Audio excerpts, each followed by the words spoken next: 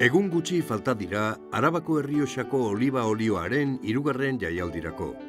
Aurten Oionen, Lantziegon eta Moretan izango da. Eta ekoizleek lan eta lan jarraitzen dute, zalantzarik gabeko kalitatea duen produktu bat berriz ere merkatura ateratzeko. Jende ekintzailez eta abegikorrez betetako eskualde honek, martxoaren 22 eta 23 eurekin partekatzera gonbidatzen gaitu, paregabeko produktu bat ekoitzi, landu eta dastatzeko sekretuak zeintzuk diren ikus dezagun. Garai batean, olibadiek hektarea asko hartzen zituzten, mahastiek lekuak enduzieten arte. Arabako Errioxako ardoen arrakasta zelata, monolaborantza nagusitu zen almendrondoen eta olibondoen kalterako. Baina bertako gizon emakumeek ez dute euren historiari horren estu loturik dagoen produktu hau ahaztu. Eta urteak daramatzate lan egiten olibondoek, olibak eta olioak lehengo lekua berreskura dezaten. Moretako olio errota, Arabako Errioxan lanean dabiltzan 3 errotetako bat da. Garai bateko errotarriak eta dolareak oraindik gordetzen ditu, olioa tradizionalki nola lortzen zen erakusten digutenak. Hemen historia bizirik dago. Txoko honetan eta Lantziegoko oliba errotan, bisitariek berehala ulertzen dute zenolako garrantzia izan duen olioak Arabako Errioxan. Baina tradizioaren esangura eta balioa galdu gabe, beharrezkoa da ekoizpenei etekina ateratzea. Iker Diaz de Cerio Promolibarreko teknikaria dugu, eta Moretako olio errota berritua eta gaurkotua nola dabilen azaldu digu. Egun kooperatiba gisa dabil. Hemen daukagu, kanpoaldean hartuko zen tolba, edo bai, rezepziorako zea tolba, eta hemen nekazariak ekartzen dituzte beraien olibak, eta sartzen dituzte ona, pisatzen dira, eta pasatzen dira garbigailu honetara. Hemen separatzen dira olibak, hostoak eta zikinkeriak, ez? Oliba pasatzen dira baskula honetara, garbi dauden olibak ja pisatzen dira, jakiteko zehazki zenbat pisatzen dira, zenbat oliba pasatzen dira olio egitera, eta hemendik ja beste tolba honetara. Tolba honetatik ja pasatuko ginateke dekanter, batidoras, dekanter eta beste makinaria dagoen lekura oliba ateatzeko. Hemen ja aurkitzen duguna da errota bat, hemen errota matxaketzen ditu olibak eta pasatzen dira batidora hauetara, bale? Batidora hauetan egiten duguna da pasta, pasta bat atera, ez? Eta ateratzen den pasta pasatzen da dekanter honetara. Dekanter hau da zentrifuga horizontal bat. Zentrifuga horizontal honetan egiten duguna da separatzea olioa eta ura, eta bestelako zikinkariak. Dekanter honetatik daukagu bi bide.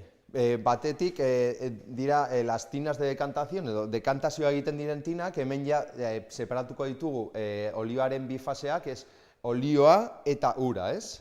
Daukagu beste bide bat, azkartuko duena prozesua dela zentrifuga vertikala, ez? Zentrifuga vertikala honetan egiten dena da, olioa eraman dezaken azkenengo zikinkeriak separatu, eta ja hemendik dekantazioko tina hauetatik ja pasatzen da almazenatzeako salara. Olio errotak etekintsuak izango badira, beharrezkoa da ekoizpenak handitzea. Eta horretarako olibondo gehiago ari dira landatzen. Eta erdia ahazturik zeuden olibadi zaharrak berreskuratze bidean dira. Arroniz barietatea betidanik ezagutzen da Arabako Errioxan. Barietate horixe da landatzen jarraitzen dutena. Eskualdeko eguraldira eta orografiara ezin hobeto egokituta baitago. Gainera, olibekin kalitate handiko olioa egin daiteke. Olibondotan egiten den lana ez da mahastietan egiten den bezain gogorra. Hemen landatzen den olibondo arroniz motatakoa da, betidanik izandako olibondo bada, eta ez daka holan gauza berezirik, ez? Negu inguruan kimaketa egiten zaio, pixkate eman, eta horrekin gauza gutxi gehiagoekin nahiko izaten da. Azken urteetan, Mahastiek utzitako lursail txikiak hartzen zituzten olibondoek. Mahastilurren ertzetan edo oso emankorrak ez diren lursailetan, olibondoak landatu eta ematen zuten fruituarekin olioa prestatzeko erabiltzen zituzten. Familien autokontsumorako beti. Baina kontzeptu hori aldatzen hasi da. Izan ere, oso kalitate honeko olioa lortzen da. Eusko Labelek Arabako Errioxako oliorako ateratako etiketak asko lagundu die, eta eskualdeko jendearen izaera ekintzaileak azkenean aldaketa bat ekarri du. Gaur egun, olibosailak eskualdeko lursail askotan ikus daitezke han hemen sakabanatuta. Oin dela urte batzu, Lantziegon ezin genuke ikusi olako olibondorik, jendeak aprobetxatzen zuelako olako lekua mahastia landatzeko. 10 urtetik ona ikusten da olibondoetan jendea aprobetxatzen daukala lekua olibondoetarako eta landaketa berri hauek ikustea posible da. Oin dela urte asko esan ikusten olibondoak landatzea esan ikusten negozio baten moduan. Ikusten za pixka bat modu bat etxera olioa eramateko. Oin ekonomikoki bodega batera o negozio batera dirua ekar dezaken landaketa bat da olibondoa eta orduan jendeak aprobetxatzen du dauzkan lekuak hemen ikusten dugun bezala bakarrik olibondoa landatzeko. Eta hau oin dela igual 20 urte esan ikusten. Bakarrik landatzen zan olibondoa bakarrik mahastietan zegoen lekuetan eta lur pobreetan landatzen zen bakarri, baina beti mahastiekin batera izaten zen. 3 olio mota prestatzen dira. Gurditik tiratzen duena Eusko Labeleko etiketa dela garbi badago ere.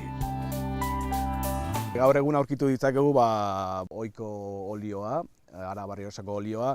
Aurkitu dezakegu orain ere ekologiko moduan egindako olioa, hau da olibondo ekologikoatik aterata, eta baita trujalak ere izan behar dute ekologikoak, eta olioa egiten denera ere izan behar da ekologikoa, eta aurkitu dezakegu kalitatez, kalitatea zigiluarekin dagoen olioa ere bai.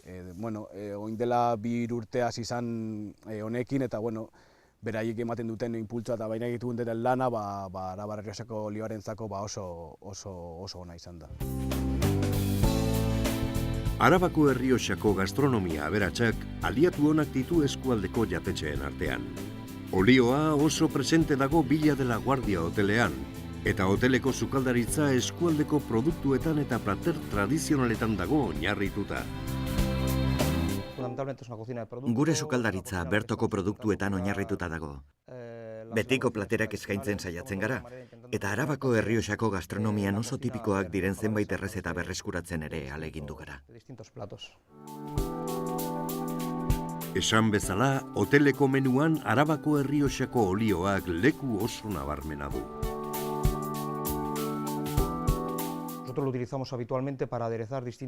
Olio hau askotan erabiltzen dugu hainbat plater maneatzeko. Esaterako, karpatxoan erabiltzen dugu, aspalditik gainera, baita entxaladetan ere. Niri izugarri gustatzen zait.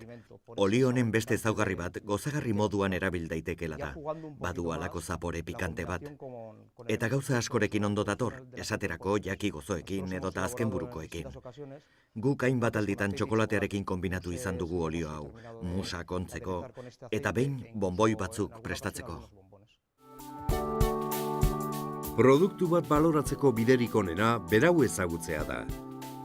Ikerrek irakatsita, Arabako Errioxako olioa ezagutu eta dasta bat lagun, daukan kalitate miresgarriaz gozatu dugu. Hasteko gure dastaketa izango ditu 2 fase. Hasteko olioa usaindu behar dugu eta gero dastatu behar dugu, bale? Usainketaren fasean fruituzko aromak nabaritu behar ditugu. Ez dugu ahaztu behar olioa dela zuku bat. Beraz, olioaren sarma edo nabari behar dugu, bale? Gure barietate Arroniseko oliba olioa ematen digu fruitu berdearen usainak edo, bale?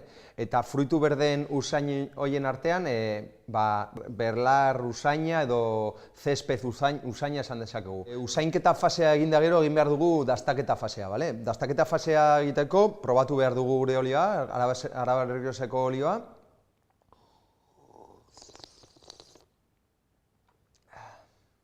Eta nabarituko dugu, lehenengo zaporea nabarituko duguna da mikatza, bale? Gure barietatea, Arronis barietatea, ematen digu mikatz puntu handiak. Direla oso interesgarriak bai usasunerako, baita ere sukalderako edo sukalderako gehien bat. Eta mikatza nabarituta gero, nabaritu behar dugu pikantea. Pikantea nabaritzen dugu beti estarrian, bale? Eta ere da atributo positibo bat. Olioaren atributo positibo. Arabako Errioxako olioa eskualdeko produktu nagusiaren, hau da, ardoaren osagarririk onena bilakatzen hasi da. Bi produktuok, bi puntu garrantzitsu partekatzen dituzte. Tradizioa eta zalantzarik gabeko kalitatea.